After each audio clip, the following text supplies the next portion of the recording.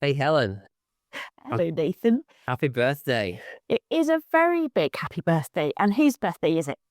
It's Family Tree Talk's birthday. I know. Can you believe it?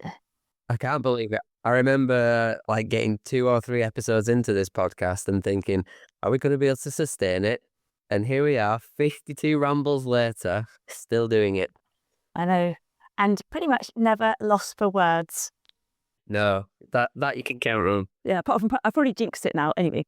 So we've had a pretty exciting year. So if we scroll back a year ago, then the premise for starting our podcast was that Nathan suddenly got a little bit curious, thought he'd take a DNA test to prove his thorough Vikingness, and he didn't know one end of a census document from the other. He didn't know his way around a family tree.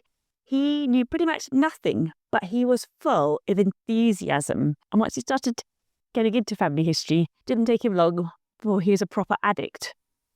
And we have been putting him through his paces over the past year. Me tried to help him do his family history, and all of you lovely podcast listeners who've contacted us with tips and hints to help him along the way. And it's been a really fun year. But today is not going to be fun, because today we're going to put you to the test, Nathan. What? What do you think? I think I need another coffee. Well, because I love this sort of thing, then I've designed you a special quiz, especially for you. Oh my word. Right, okay. Okay? And it's got 20 questions. Some are quite serious, because I want to know whether you've actually been paying attention properly. Some are just a little bit curious and jokey. And if anybody else, when you're listening along, if you have an answer, it pops into your head to do with you yourself and your own family history, then email us in and let us know. We'll share out your answers in future episodes of the podcast as well. Oh man, I'm terrified already. Yeah, I'm excited. So everybody, grab a cuppa, settle down, and we're going to begin our quiz. And we're going to see how Nathan gets on.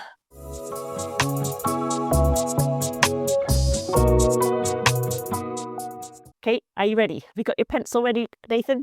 Oh, do I need to write answers down? No, you don't need to answer. I'm just kidding. Okay, question 1. This is the big question. This is the question which it all started out with. Are you a Viking? I could be. I have 2% Germanic that dips into Denmark. So I could be. Also, some people say that the Vikings actually came from England, so we all could be Vikings. Interesting. That's my answer. It is an answer that you definitely wouldn't have been able to give a year ago, isn't it? No, I would have just said, oh yes, I'm from Norway. Yes, it's not the answer I want to give you, but it's me clutching at straws for it still to be possibly true. No, and I think it's you providing evidence for possibilities and hypotheses, and so you're getting that granular information that family history gives us. So I'm very impressed by your answer. Okay, question 2. Name a website that you would find useful to track down birth, marriage and death certificates for England and Wales, for ancestors in England and Wales.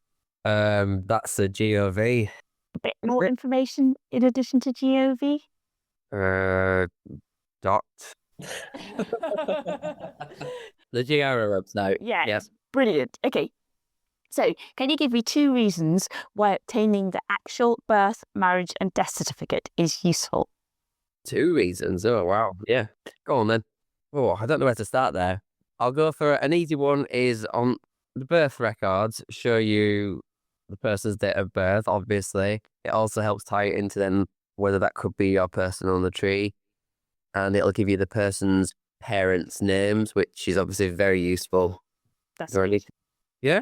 Yeah. I was really scared then. No, well, it is scary when you kind of think, why is this useful? Because you kind of get in the habit, and after a bit, it becomes a bit automatic, doesn't it? Yeah. I equally know that some of these things are useful and I use them and I've ordered them. But actually, if you put me, you're putting me on the spot. And it's like, oh, I don't know why I do that. Why did I need to do that?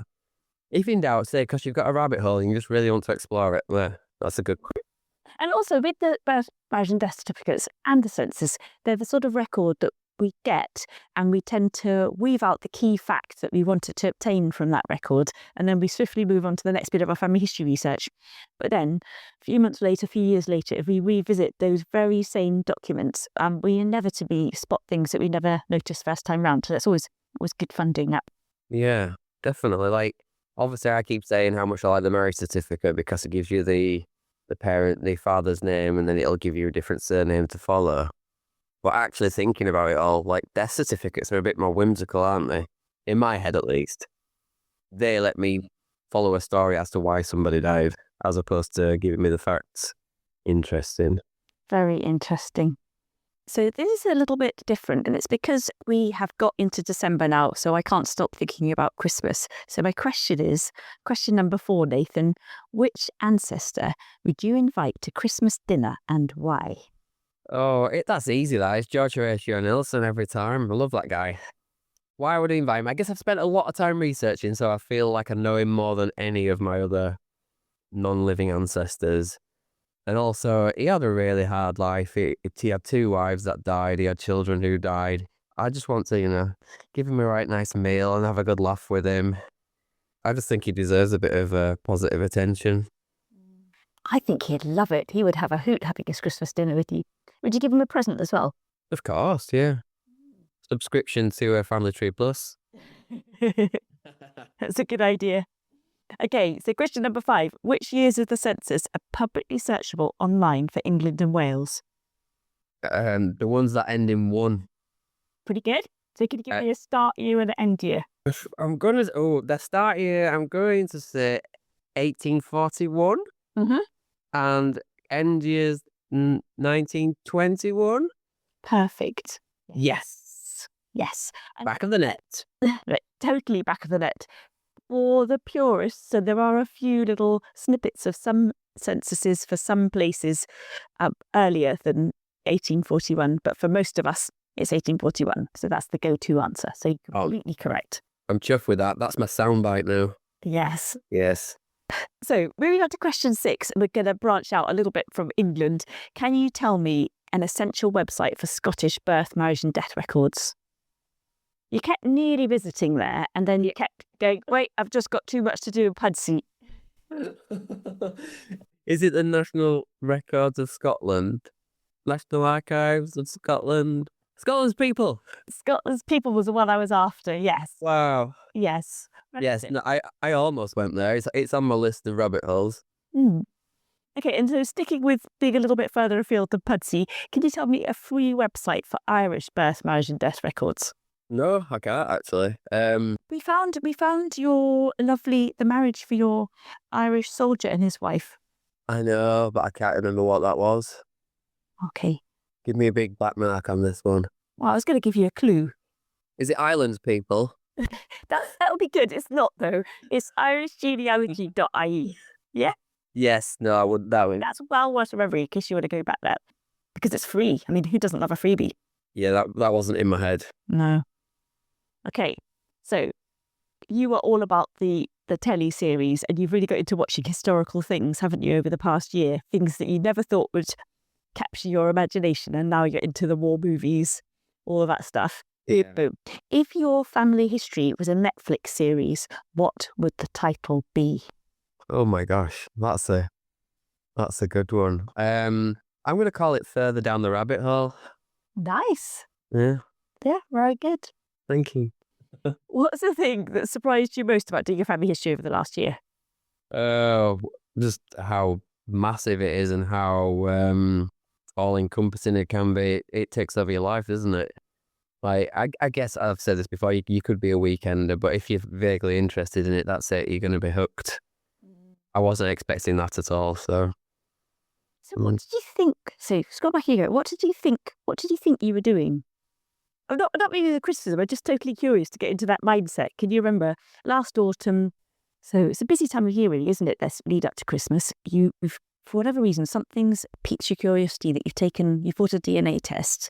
And I think you've been thinking about taking a DNA test for a while, and you eventually took the plunge. But then, what made you, why now? What was going around your head? Well, obviously, it was the Viking thing, wasn't it? Wanting to prove I was a Viking. And I thought, yeah, it'd be interesting to do a bit of the family tree research, but given that my mum had already done so much, I didn't really think I'd be bothered to do it. I thought I'd be retreading old ground and wasting time, basically. So I didn't expect it to be anything that would last. But then apparently I am one of these people that likes to do the delving, so. I don't know whether other people think this, but sometimes I feel as though if someone presents you with information, it can just feel like data.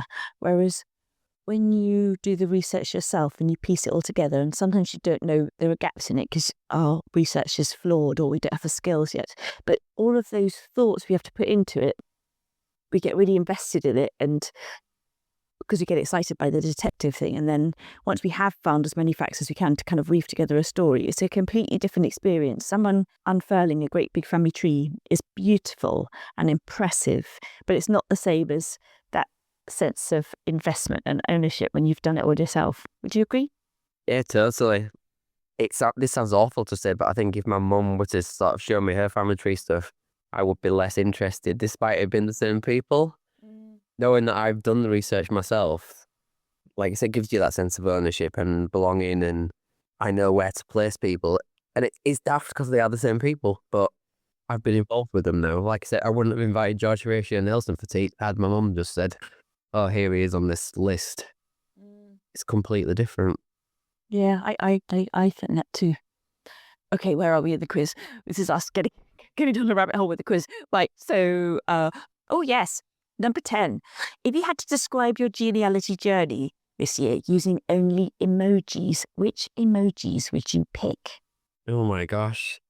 I don't feel cool enough now to actually remember anymore. We said you're young and cool, Nathan. That's why I thought this would be a good question. I'm down with the kids. Well, a tree emoji. Oh, nice, yeah. And then there's that emoji of a guy sticking his tongue out and his eyes are looking in different directions. Yes. That one. And then the one with the head exploding. Nice. And would you have the one with the big back glasses on as well? I think I probably would throw the geek one in there, yes. Not that glasses are geeky, but obviously it represents that. No, I think it represents intellectual application as well. Sure does, it sure does. Anyway, I'm a bona fide geek, I love it, so.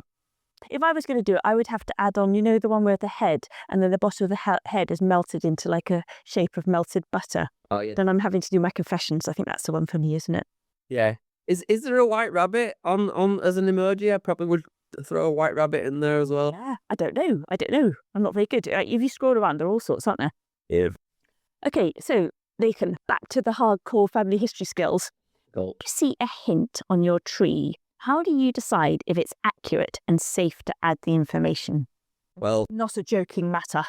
oh, right. I was going to give you a joke answer. I won't just randomly press yes, these are all my relations. I would look at the hint and ponder it and go, and make sure some facts matched up with my tree already. If they didn't, I would write it down in my research log and question it later. But if they did, I would follow them through just to make sure that dates were matching up and names were matching up. And then I would press yes, this is my whoever it is. Nice. I think that's good. Is that enough? Yeah, that's good. Yeah. As long as I'm not blindly pressing yes, I think we're all happy. I think we are. On to the next question. So, describe one feature building your family tree. It could be on Ancestry or elsewhere, but I think you were just building your tree on Ancestry in a minute, aren't you? Anyway, one feature of building your family tree that you particularly enjoy, and one feature that drives you mad. Oh, good question. One that I enjoy. The feature I enjoy, I guess, is seeing the documents, being able to just have those documents to hand so readily, and like this variety of documents you get. That's just great, isn't it? It's armchair genealogy. Like I don't have to go out and find them, so it's so useful to have them there. Feature that drives me mad. It's not a feature that drives me mad, but because it's needed. But when I'm trying to navigate my tree, and I click on the siblings button, and they all appear. And I haven't closed other siblings buttons, my tree looks atrocious, and then I get very confused as to who's whom. I try and minimize certain ones, and I don't know which ones I'm minimizing. So that does send me up the wall a little bit, particularly when I'm looking for one particular person. I know I could search for them, but I like the visual representation to find them on the tree. Yeah. Thank you. This is just a little nosy question, putting you on the spot. Question 13. What's your tree score at the moment, Nathan? It's 9.8 still. Oh. I don't think I can get it any higher than that. Well, got to keep trying. You never know. No, I'm happy because I've added more people since the tree score appeared. I've added more people and it's still gone up. So that's a positive because I thought the more you add, the more that number's going to go down because obviously you're going to have less concrete data on everybody. But I'm just a geek, so I just keep on. Keep on adding the data about them. It's good. Yeah. But it's good. It's a good way to motivate me on the days that I've got no motivation. It's like, right, I can't do anything today, so I'll just keep my tree score topped up. Yes, very nice. Not that it matters, anybody listening out there. Well, it doesn't matter. If it's a motivation to help you keep a better documented family tree and to add sources and things, I think it's good. True. And I guess if someone else looks at my tree and sees the high tree score, it gives them more faith to trust the information. Yes. Mm. I don't know whether we can see each other's tree scores. Can you see other people's tree scores? I'm not sure. We'll have to investigate that. Yeah. I'll go and have a try and see if I can find your tree, or you can point me to it, and then but not share it to me, and then we can see what I can see. Yeah. Okay. So this is a bit of not a rabbit hole question, but over the past year, when we've been finding out things, we've been trying not to just grab the little clue which is on that document. We've been trying to think, so what does this tell us about that ancestor's life, and how can we build out more about them, build up more facts, more context to get a better understanding for their life. So this question, number 14, is, let's say you want to find out about an ancestor's occupation. So if you've got their name and you want to find out what they did, and possibly even just as much as you possibly can find out about what they did in their life to earn their crust, where would you look for details about their occupation? Well, initially I'd look on the census because that's obviously got a bracket for their occupation. And after that, I probably actually don't know. Obviously, the 1939 is even better for that stuff. Yeah, I don't know where I'd take it after that. It depends on what the profession throws up. That's a very good answer.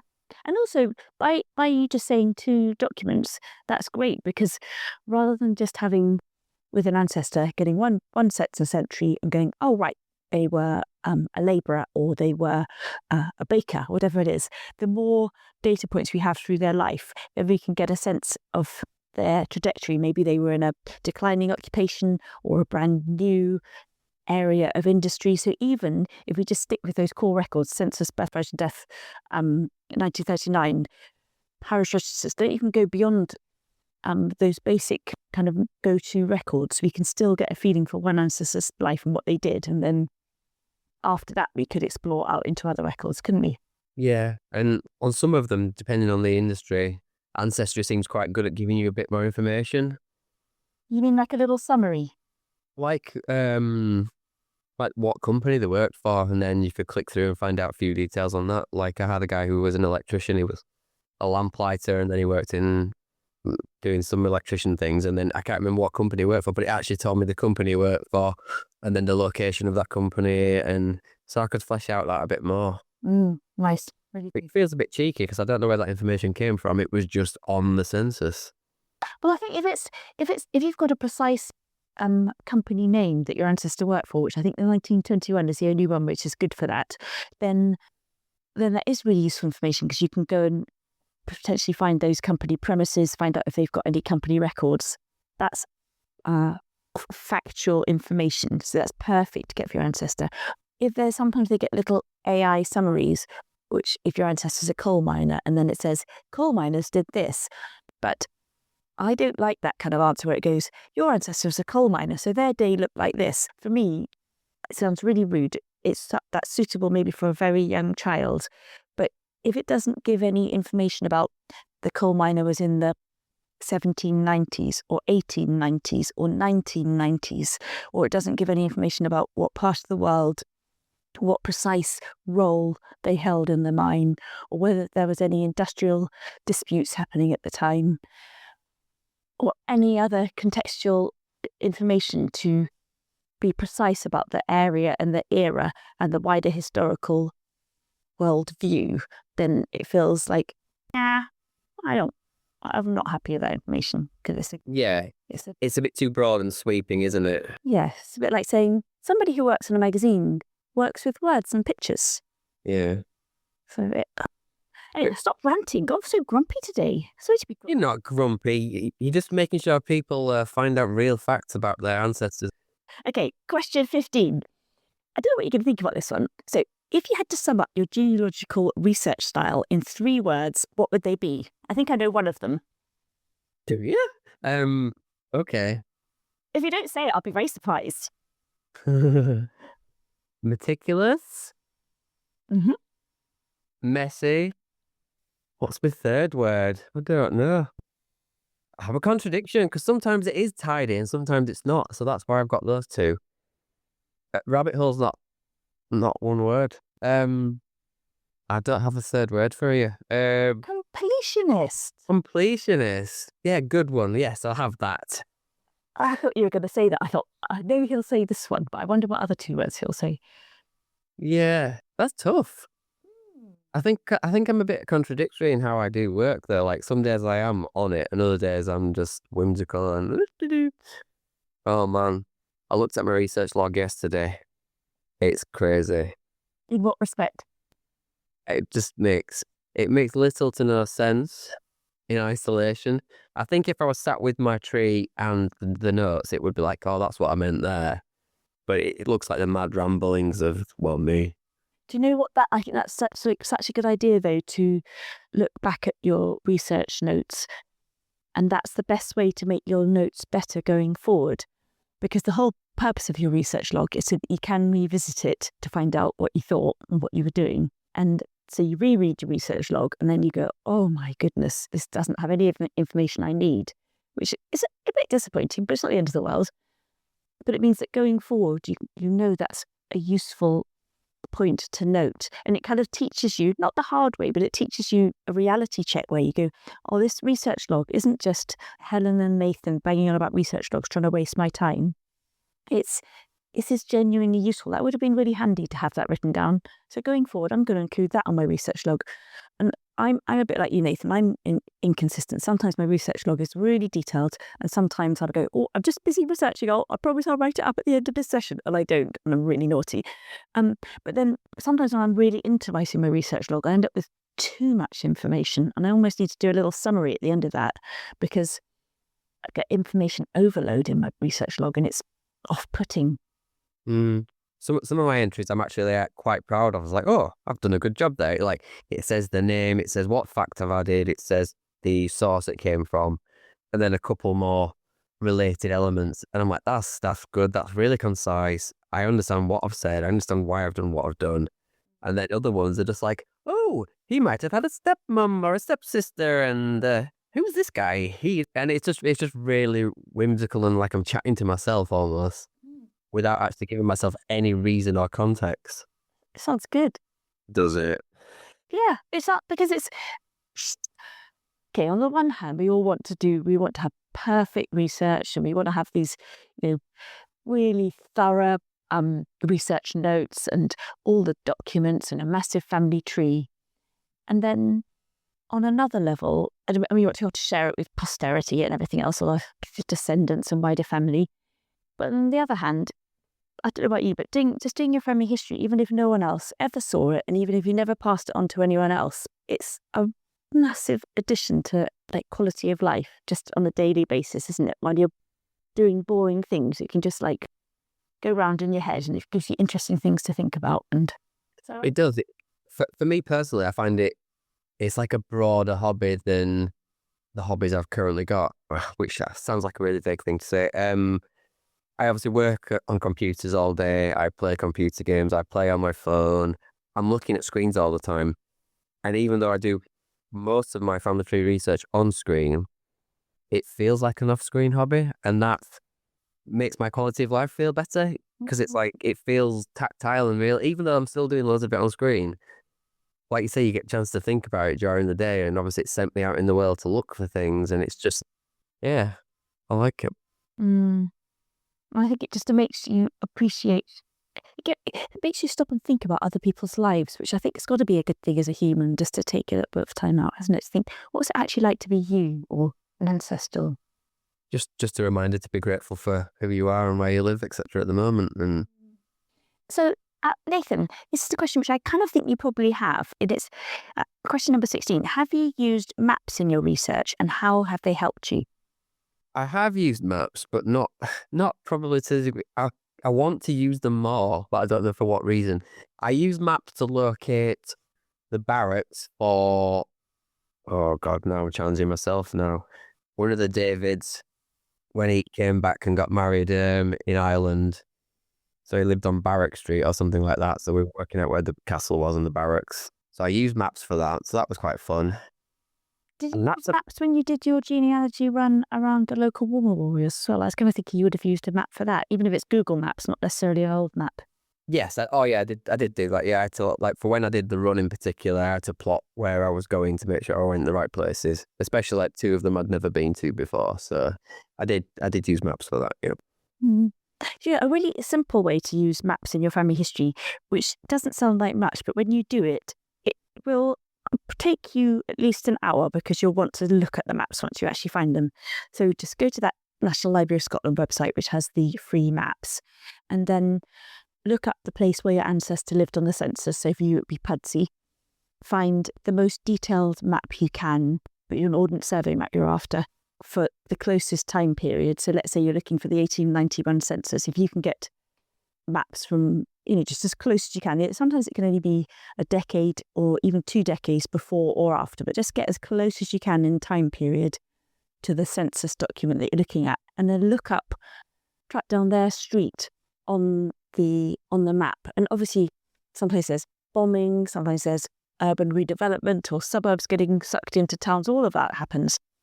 But if you can find the street and find out what it was like to live there, where they lived there, it's such a good time traveller, because you'll be able to see what factories were nearby. Was the railway built yet? How many pubs were in the area? Sometimes it's a shocking number of pubs.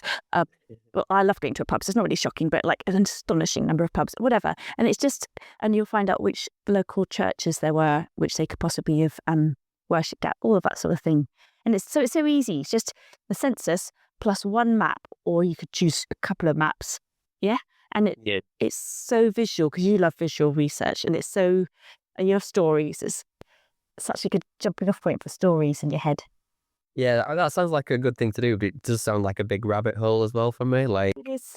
I've got a lot of people who live in the same area, so actually knowing where they lived in relation to each other actually again starts painting a story, and like, oh, how did they go visit so and so and so and so, and Yeah, especially I would like timelines as well. So finding out who lived in the same area and who was alive at the same time.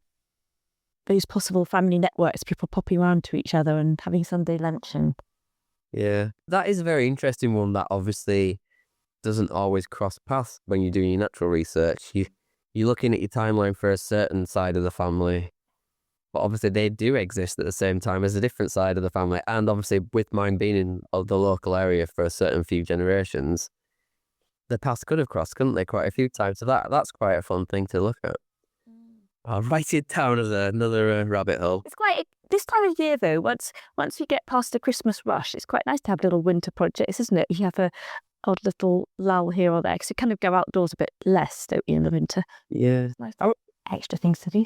I was just thinking this yesterday though. I expect the whole we spoke about it before, the whole sort of premise of like family tree, and then the darker winter months and it's cold and you stay inside and you do your family tree. But I'm struggling more now to find any research time than I was in the summer months, which struck me as like the opposite way around. It should be like I should be now really involved with it. But I guess we're quite busy people, aren't we, at the moment? So. I think for us, the autumn is really busy at work. We have extra stuff on, don't we? Yeah. Yeah. So for me, the early part of the year, normally like January, February and March, touch wood, it's always like this. I just had little extra pockets of hobby time, and I love that. Cool. Yeah. Anyway, going on to question 17. So Nathan, imagine you're opening up your mum's metal box or anywhere, and you've come across a mystery old photograph. What clues would you look for in this old photograph to help you put a date to it? I'd look to see if anyone's written anything on it that might be useful on the back of the photograph. I would look at their clothing to see if I can try and place it in a particular decade. And I don't really know after that.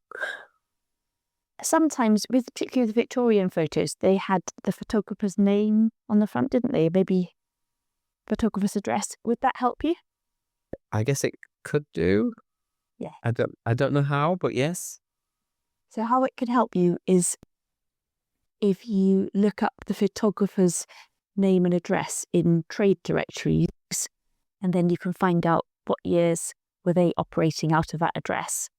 Right. So even if they're operating out of there for 20 or 30 years, they can still help a bit because sometimes their old clothing can be confusing. So it can give you a broad date span that you can start narrowing down from. Cool. Yeah, you've got looking for written clues on it. I've not really done that yet, so yeah. And let's say you're looking at a photo from the 1890s and someone's written on the back in biro that it is this person's name and this date. How trustworthy is that information, and what might you be worried about that information? Gosh, I don't know. I don't really know. I'd like to trust it more than I should, but it could be wrong because they could have written it wrong. As for how trustworthy it is, you just can't say, can you? Really? No. It should be fairly trustworthy, you'd think, but equally, I know, like a long time ago, I gave us a photograph for the cover of From the Tree, thinking it was a relative of mine. And it wasn't till months later I found out actually it was just the friends of a relative. So we had this like picture in a like family album. Oh, that's one of your relatives. No, it's not. So that was a bit of a mean question because I just said that it would be from, say the photo was from the 1890s, and I said the caption handwritten on the back was in biro. So sometimes that's worth thinking about, when was this information written on the back? Because if it's written on the back, let's say a baby gets born and the proud mum or dad writes it on the back in a contemporary looking hand with contemporary materials, so let's say it's Victorian one, they're writing on it with a ink pen or whatever, then that's got more credibility than if you've got a Victorian picture and someone scrawled on it on the back in biro in fairly modern handwriting. So information could have been 50 years, 100 years after the event, couldn't it? So obviously there's scope for misremembering and muddles. You've tricked me. When we're biro, It tricked you, but it's really easy to do though, and yeah, it's very easy to do. I've gotten a muddle with handwritten captions. That's why I know. Okay, well, this is a nosy question. Question number 18. Have you made any new friends or connections or discoveries or anything, mainly connections, through doing family history that you like? Yes, I have. Yeah, I've got my new best friend Jude Rhodes. Nice. I love Jude. She's great. No, Jude loves you too. Oh, yeah. I feel, yeah, I definitely do. Like, obviously working on the magazine, I know bits and bats, but then obviously we've been talking to various experts, etc. And now I actually feel I can hold conversations with these people as opposed to being, I'm just a designer. I've got knowledge. It might be like not good knowledge, but I actually can like talk about things in the right context. So yeah. Yeah, I think you definitely have the perfect brain to be an excellent family historian. And I would say also, it feels to me, little comments from your running group. I think there's definitely some keen family historians amongst them. There definitely is, yeah. It's quite funny to like rock up at the run club ready for a run, and then somebody just starts talking to me about family history or the latest episode of the podcast. I love it. It's nice to share. So, Nathan, if you could time travel back, this is question number 19, to witness one moment of your family's past, what would you choose and why? Oh my. To witness one moment. That's tough because the big ones that stand out are all sort of quite miserable death things, and I don't really want to see that. No. That's a really tough question. So, sub question, have you found any happy stories yet, Nathan? No, I haven't actually. Oh dear, this is terrible. This could be a project for next year. How do you find a happy story? Well, I guess you have to read between the lines that if they get married and then within a year or two they have a baby, that's a happy story. Okay, yeah. Too long for a baby. Yeah. I guess I would quite like to maybe be present when, oh no, I'm romanticizing stuff now. Where one of my David comes back from his adventures, when he comes back to Ireland to find his wife, after like been at war, even though he's not at war, he's a peacekeeping force. But just that just seems like really, I could imagine that being some sort of period drama on TV. So if I could like have a summary version of that to watch, I think that would be quite nice. Nice. And what about the ancestor who was a bridge painter? Imagine he's finished painting the massive, in my head, metal bridge, wherever it is near you. And then he's going to the pub after work. And you catch up with him after work and talk about what he did. Would that be fun? Yeah, it'd be quite cool. I'm quite intrigued by that guy, to be honest. Bridge painter's quite a very specific profession. Mm. Mm. This is the last question now, Nathan. Question 20. What is your genealogy goal for 2026? Like, what would you want to discover? What do you want to achieve? Boy, that's the biggest one. I would like to, again, this depends on my mood, and my mood says I want to go backwards. So I want to get most of my branches to be on par with each other in terms of how far back they are and the information of the direct lines. That was an initial focus for me, and then I've obviously done some of that, and then I get now caught up in the rabbit holes, etc. I want to get them all sort of on par with each other, then push back further, because obviously on some branches I've got to the 1841, and for me it got a bit scary at that point because it's very handwritten, very, I want to say haphazard, and I don't mean that in a mean way. It doesn't feel as concrete, and it scares me a little bit more.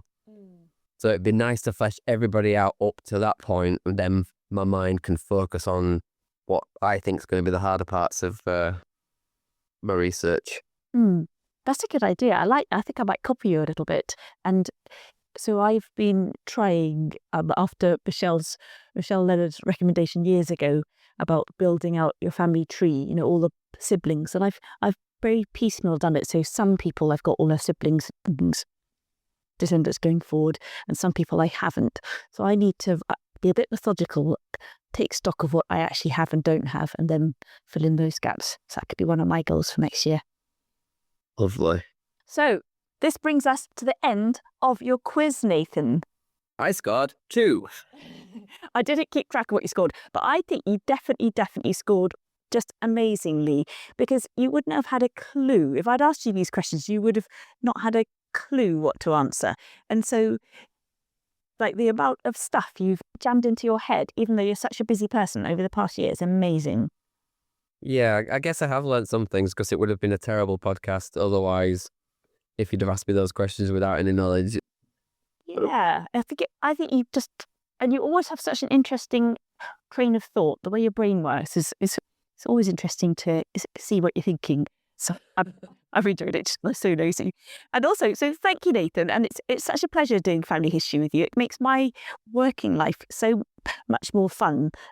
Having another avid family history fan, actually kind of in the office, so to speak, even though we're in different offices. And thank you as well to everybody who tunes in and listens. So we're really, really grateful to you. And we love hearing, your reflections on what we talk about, because often there's common ground. And we love it particularly as well when you come forward with tips and ideas of what we can do to unstick any sticking points that Nathan or I might have gotten. And so thank you very much for listening to us over the past year. What do you reckon, Nathan?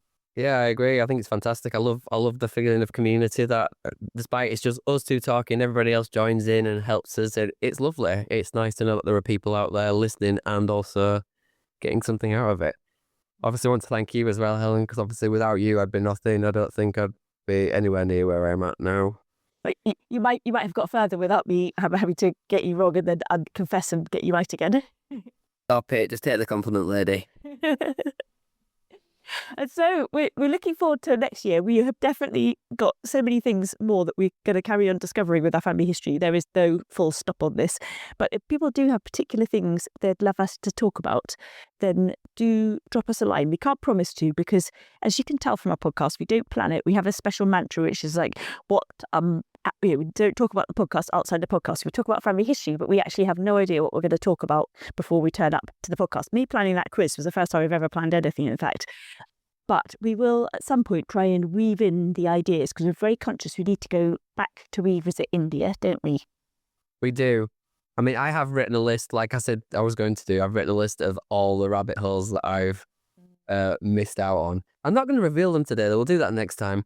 There's lots of places we need to go back and visit. So You need to get to Scotland, because that was one of your starting points as well, wasn't it, with your Mackays? yes, I got to the edge of Scotland and then chickened out, didn't I? Or got distracted by something else, which is the nature of everything I've done. I've got somebody who emigrated to Canada. We got to the pier, or what was it? 21. We got to pier 21 and then I stopped there. Yeah, we've got lots and lots of places to go to and say. Your DNA match list. We're not talking about DNA. I don't have any DNA. It just, I mean, I do like DNA, but I do love family history, non-DNA family histories. Yeah, that's where my heart is, I guess. Yeah, I'm still scared of it. We'll get there. I'll get there. I'll be brave. I'll dip my toe in. So we're not going to sing Happy Birthday, because I think there's this funny copyright rule about Happy Birthday, the tune. But You know what? If I haven't done this already, at some point during this podcast, I'll put a fake sound effect on where there's like party poppers and balloons going off. Okay. And if I haven't done it, then just imagine that I've done that, everyone. Brilliant. Okay. Excellent. Okay. Bye then. Thanks for listening. Thank you. Bye.